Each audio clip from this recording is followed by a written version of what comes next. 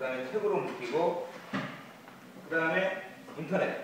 최초의 넷이 나오고, 인터넷이 나오고, 이 인터넷이 이제 폰넷까지 지나있다. 폰넷의 의미라는 게 개인이 장소에 제약을 받지 않고 연결된다.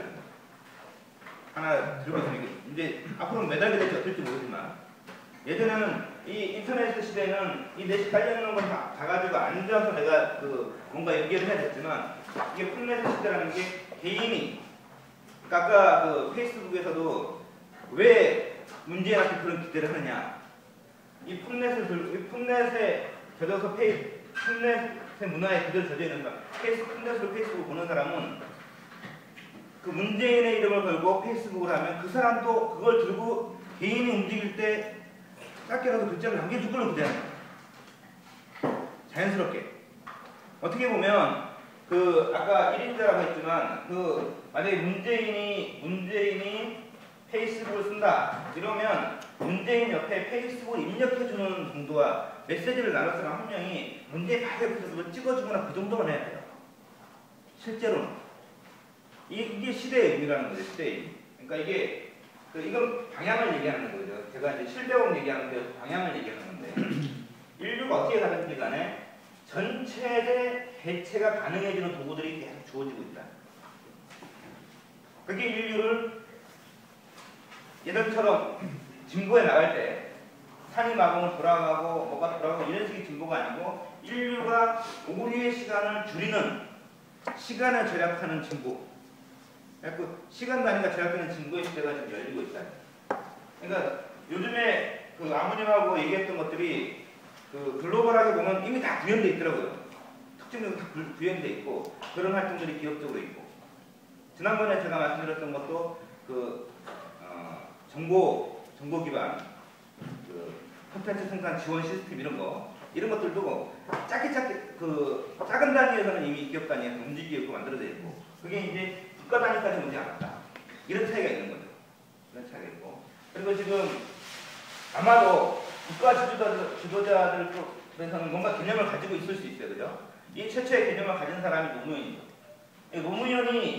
노무현이 미움을 받는 이유를 단순히 노무현이 정의로웠다거나 이런 문제로 바라보면 이건 한계가 있다. 노무현은 예전의 권력자들하고 다른 도구를 사용했다는 거예요. 이지원 이렇게 나오듯이 노무현은 인터넷 기반 권력자였어요. 넷 기반 권력자였다. 홍보만. 그러니까 다른 권력자들하고 사용하는 도구가 다른 거예요. 아까 얘기했듯이 지금 그전에는 이 책 기반, 신문 기반,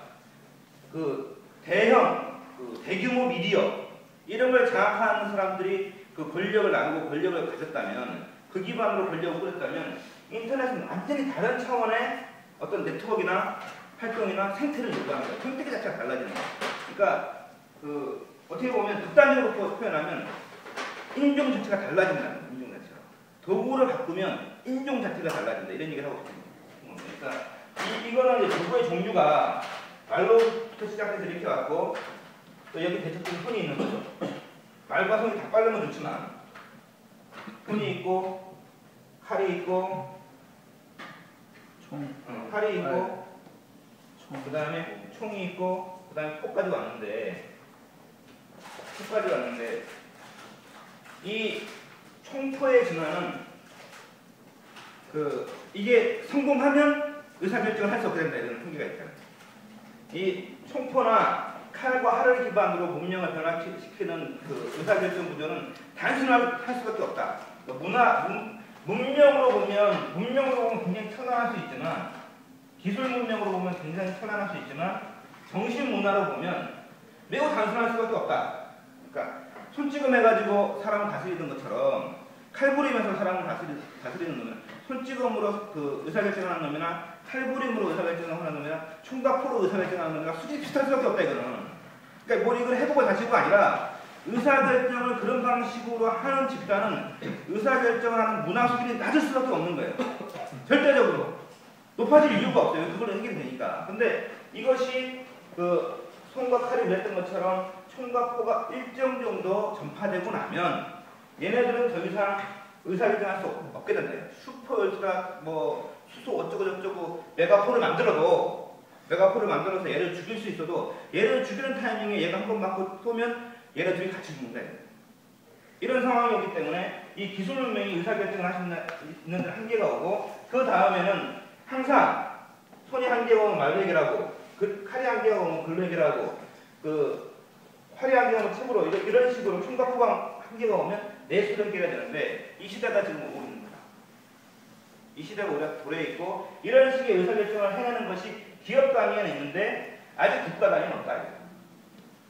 국가 단위에 해준다는 데가 없다. 그 최초의 도전을 노무현에 했던 그렇기 때문에 노무현을 이야기할 때 이런 도구의 진보를 전제로 하지 않고 그 신문이나 방송에 종사하는 사람들이 그 여러 가지 형태, 뭐 정치적인 이유든 도덕적인 이유든 말투의 이유든 이런 걸 가지고 시비를 거는 것은 반드시 노무현을 싫어할 수밖에 없다. 본능적으로 싫어할 수밖에 없다. 종류가 달라진 거야. 완전 달라진 거야. 그래서 우리가 가는 진보의 방향은 분명하다. 그러니까 그 하나가 싸이의 노래 가사에서 나왔지 갈 때까지 가보는데 우리 구조론에서 얘기하듯이 5명이 갈 수 있는 한계가 분명히 있고 125명이 갈 수 있는 한계가 분명히 있고 하나가 갈 수 있는 한계가 있는데 하나가 갈 때 제일 끝까지 가볼 수 있다는 거예요. 하나가 가볼 때 제일 끝까지 밀어붙여볼 수 있다. 하나가 갈 때 그 갈 수 있는 만큼 하나가 가보면 거기가 가장 그 먼 곳까지 우리가 관찰하고 확인할 수 있는데 발견할 수 있는데 그럴 수 있는 시스템 우리 앞에 있고 이것을 이 하나가 전체와 대적할 수 있는 것 이런 흐름들이 만들어져 있고 이런 흐름을 성공하는 사람들이 이름을 남기고 있다. 노무현이 그랬고 정치권 전체와 노무현이 그랬고 지금 김기덕이 그렇거든요. 영화에서 김기덕이 그렇고 싸이가 그런 거죠. 혼자 튀어서 차출을 당해가지고 지금 세계 나라로 알고 있는 것도 역시 그런 흐름이다. 그래서 우리가 철저하게 현대 기반으로 가야 된다. 그러니까 지금 제가 하나 얘기하고 싶은 이건데 화면이 에어비앤비라고 들어보셨어요? 해외 많이 하시는 분들은 잘 알 것 같은데 에어비앤비라고 이게 그 문박체인인데 문박체인인데 이게 지금 세계에서 제일 객수익이 많다는 거잖아요.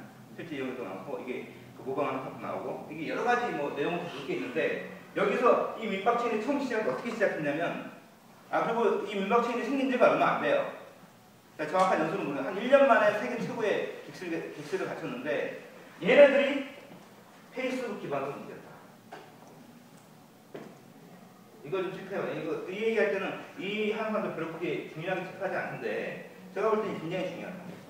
그러니까 이런 그 새로운 서비스를 제공할 때 이 객실을 제공하는 사람이든 아니면 객실에 들어오는 손님이든 무조건 자기 페이스북을 오픈하게 해요. 그래서 서로 평가할 수 있게 그리고 서로를 확인하고 계약할 수 있게. 처음에는 그 계약하는 쪽에 그 숙박 방을 대는 쪽이 그 계약할 때 계약을 거부하면 핸디캡을 좀 받도록 했대요. 그랬더니 무슨 사고가 생겨가지고 이제는 그런 핸디캡 없이 서로 확인해서 내 방 내주는 사람인데 이 사람이 마음에 드는데 캔슬하고 들어가고 서로 캔슬하고 서로 맞으면 하고 서로 맞았을 때 그 한번 숙박을 하고 나면 서로에 대한 평가를 남기고 그래서 이 페이스북 상으로 통해 가지고 뭐가 남냐면 지금까지는 이 네스 시대에 네 시대로 넘어오면서 지금 우리가 일을 하면 이력이 남죠. 경력이 남죠. 개인 이력이 남죠. 내가 이런 성과를 했다. 개인의 이력이 남고 기업이 어떤 사업을 하면 기업의 이력이 남는데 이 네트워크 시대 사업을 하면 어떤 이력이 남냐면 이 관계의 이력이 남아요. 관계의 이력이 남아요. 그러니까 이 관계의 이력을 보고 이 사업에 내가 이 일에 내가 동참을 할지 안 할지를 대중이 결정하는 거예요. 관계의 이력이 남아요. 그래서 이 관계 우리가 얘기했던 사람과 사람 사이에 있던 그 섬에 사람과 사람 사이에 있다는 그 섬에 이력이 남는 거예요. 그 이력을 남겨줄 수 있는 네트워크 기반을 갖춰주고 있는 거예요. 이게 인류 전체가 그 네트워크를 결사적으로 만들고 있다.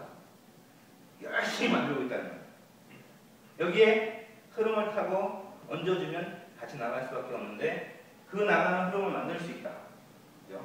개인이 움직여서 만들 수 있고 5명이 움직여서 만들 수 있고 그래서 그 흐름을 만들어서 그 틈을 이 에너지가 걸려 있는 곳에 그러니까 굉장히 강하게 걸려 있는 곳에 지금 현재 굉장히 강하게 걸려 있고 시행착오도 있었고 기업 단위에서는 대부분의 시행착오들을 겪어서 어떤 완성된 모형들을 만들어내고 있어요. 단 국가 단위에서 나오지 않았다. 예측할 수 있는 것은 국가 단위에서 이런 흐름에 맞게 그 시스템과 도구를 개발해서 사람을 앉혀서 국가를 대표해서 나갈 수 있으면 그 국가가 다음 시대를 이끌 것이다. 그래서 그것도 역시 방향성에 대한 얘기입니다.